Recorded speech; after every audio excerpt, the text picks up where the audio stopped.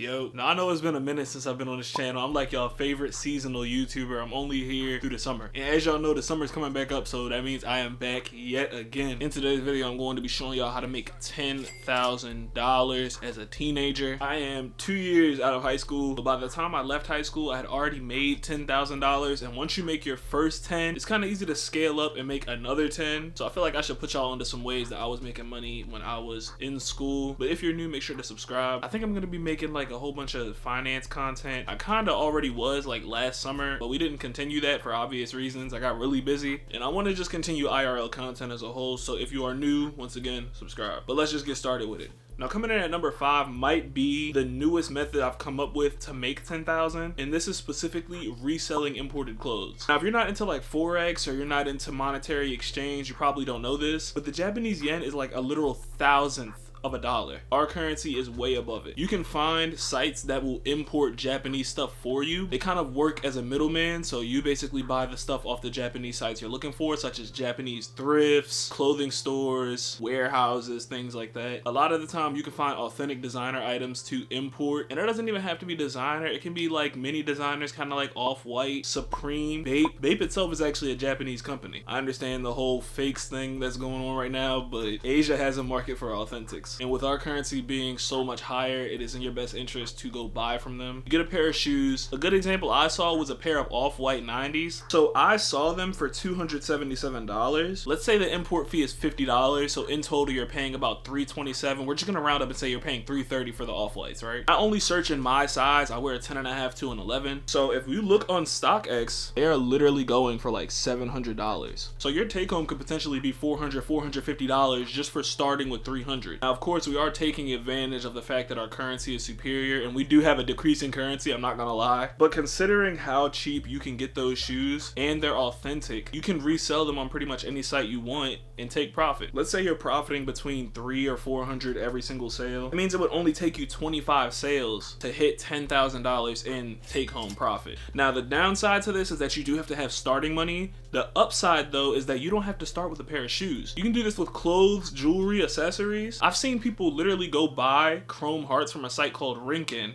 and resell it here for like a whole 3 times markup. So obviously you can take advantage of the same thing. If you get 4 of these every single sale, only 25 sales to make 10K. I don't know about you, but I can get 25 sales done. Easy money. Now number 4 on the list is my personal favorite, but this one is going to have some stigma. This might be the hardest one skill-wise to achieve on the list, and that is going to be trading. Now this personally was my cup of tea in high school. My mother started me a trading account when I was literally like 12 years old, and I put all of my allowance into Microsoft, which ended up expanding into like about $1,000. So by the time I was in senior year, I already had money to play with, and I joined a Discord to learn how to trade, and I've been doing trading ever since. This is my personal favorite. I'm gonna throw some trades up literally from this week that I've taken, and as you guys can see, there are times where I literally 4x my money. So assuming I buy a contract for $200, just by 4xing, I can make $800 that day, which is a $600 profit. The only downside is that this one has a massive risk. Your risk to reward is truly based on your skill and how much you manage. The number one thing when I was first learning and I wasn't profitable was risk management. I would literally risk my whole account in a single trade. However, assuming you keep your risk management per trade to 25% of the investment, for example, if I put $100 in, I'm risking $25. I can lose that trade 4 times in a row, but if I make one trade that goes 100%, I just made all the money back from 4 losses of my risk management. And you can do this for 20% and make it 5 losses. You can do this for 15% and make it 7 losses. Your risk management is really personalized to how much you want to lose, but the reward is always there if you know what you're doing. Like I said, this one in high school was my personal favorite, and you don't need a lot of money to start, but you can easily scale into thousands of dollars if you understand the market, which I personally do. Now, if you're interested in this method in particular, I would recommend trying to learn from TJR or ICT. I think TJR appeals a lot more to the younger audience with his methods. ICT is really for conceptual trading.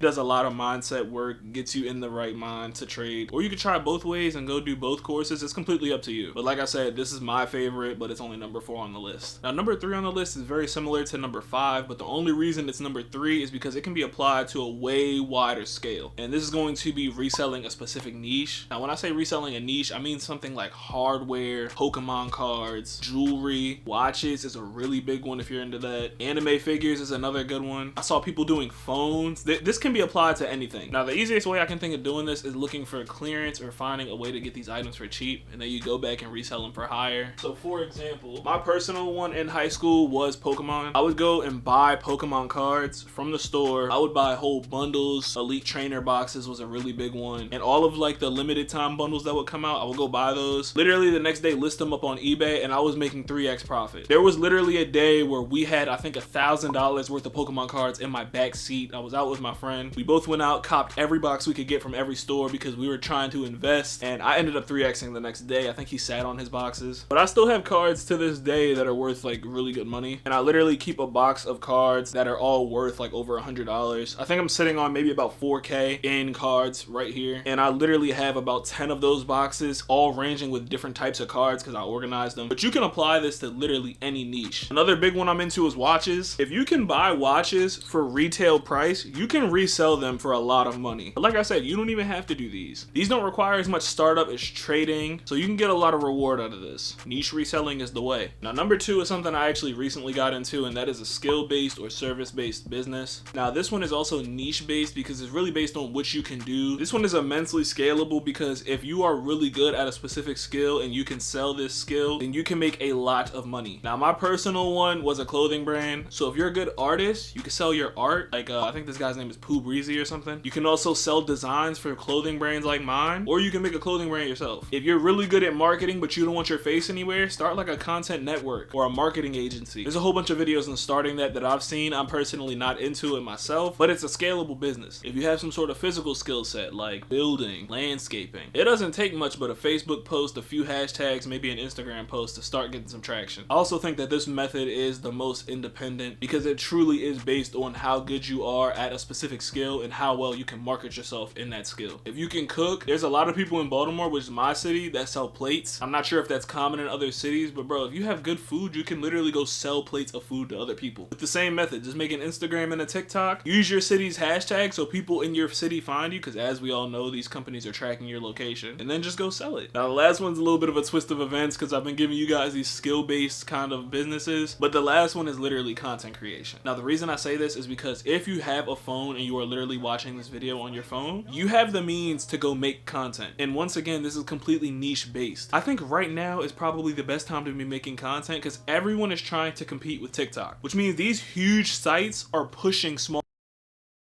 Bro, my camera died mid-sentence. I swear to God, I'm getting rid of this joint, bro. I need a new battery for this so bad. But as I was saying, the last one is literally content creation. So if you have a phone in your pocket, you have every means to be making content. And the best way you can do this is literally just making content on what you like. For example, for this channel, I like money, I like clothes, I like real life content. You just gotta find 5 larger YouTubers who are in your space. So for me, you can easily name 5. DDG, Quan, Casper, Duke Dennis, who I literally stole a video from and got 5,000 views from it. Really all of AMP. That can be your whole 5 right there. They all make kind of in real life content. Just go and find YouTubers in your space and just take their type of videos and add your own spin to it. These YouTubers who have been doing this for way longer than you have the best titles, they have the best thumbnails. You just mimic them, and once you get the hang of it, you're good to go. So yeah, that is literally how to make $10,000. There was no cap for me. I'm actually watching the market right now as we speak. Unfortunately, my camera died, so if you guys enjoyed this video, make sure to drop a like. Like I said, I want to do a video on how I got a high credit score like as soon as I left high school. So if you are new and you are interested, make sure to subscribe. And if you want me to go more in depth with anything that I listed in this video, let me know in the comments. But I think that's all for today. I will see y'all in the next video. Bye bye.